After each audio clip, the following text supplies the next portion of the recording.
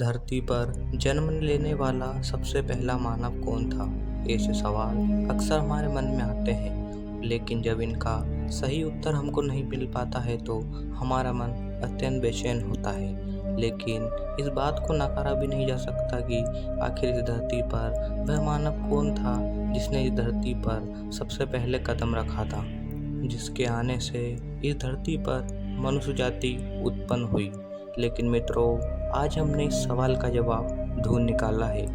कई धार्मिक ग्रंथों और मान्यताओं को पढ़ते हुए हमने यह जाना है कि आखिर कैसे मानव की रचना हुई। मित्रों, अगर आप इस चैनल पर पहली बार आए हो तो इस चैनल को सब्सक्राइब कर बेल आइकन प्रेस अवश्य कर दें, जिससे नई वीडियो आप तक जल्द से जल्द पहुंच जाए। तो चलिए मित्रों, बिना देरी करते हुए वीडियो को शुरू करते हैं।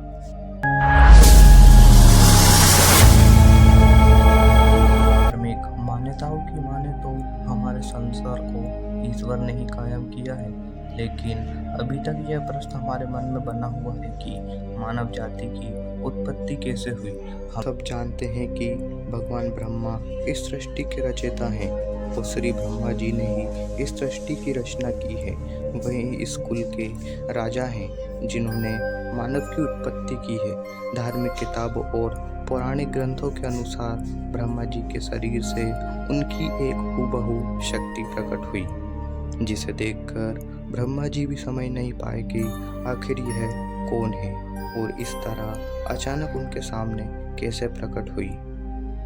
लेकिन यही प्रकृति का इशारा था जिसे ब्रह्मा जी ने समझ लिया और यही शक्ति संसार का पहला मानव बनी।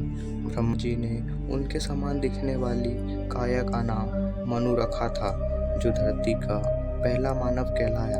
भगवान ब्रह्मा ने पृथ्वी पर आकर रुद्रों का अवतार लिया और कई तरह की जाति विकसित की और अंत में स्वयं की शक्ति को दो भागों में बांट लिया।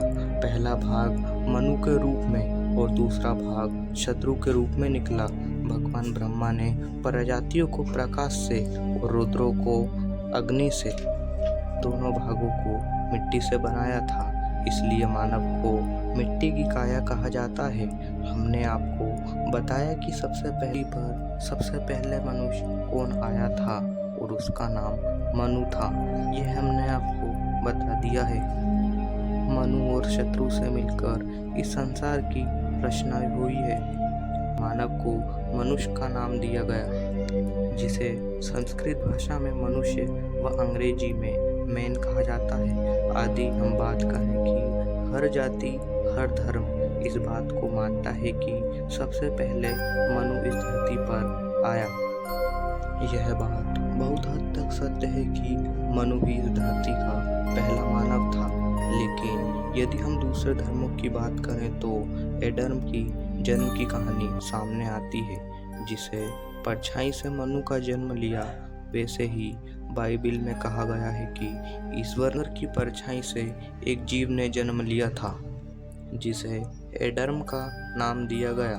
दोनों कथाओं की तुलना की जाए तो ब्रह्मा जी के स्वरूप मनु को ही माना जाता है और मनु को ही इस धरती का पहला मानव माना गया है। वैसे मित्रों, आपको क्या लगता है कमेंट सेक्शन में ज़रूर बताएं, और अगर वीडियो में मज़ा आया हो तो वीडियो को लाइक कर चैनल को सब्सक्राइब अवश्य कर दें, जिससे मैं नई